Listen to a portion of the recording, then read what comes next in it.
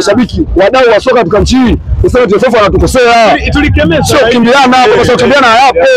Kwa sababu mechi hii sawa mwenyeji Yanga, lakini mwenye mamlaka wa ligi na TFF. Sawa, alizuia bado kuingia uwanjani jana sababu bosa Yanga ni meneja wa uwanja ambao kwa simamiwa na bodi ya ligi na TFF na serikali. Uko sawa kabisa na watu wa Yanga. Yaani mimi napinga kwa sababu watu tumekimbia mechi tukapinga. Wewe unapinga hiyo. Nasema hivi kwamba watu heshimu, si mashabiki waheshimu mpira wetu. Mtu mmoja asifanye sisi tunakaa kama machizi hapa, tunaacha familia, tunaacha mambo yetu kwa sababu ya mtu mmoja.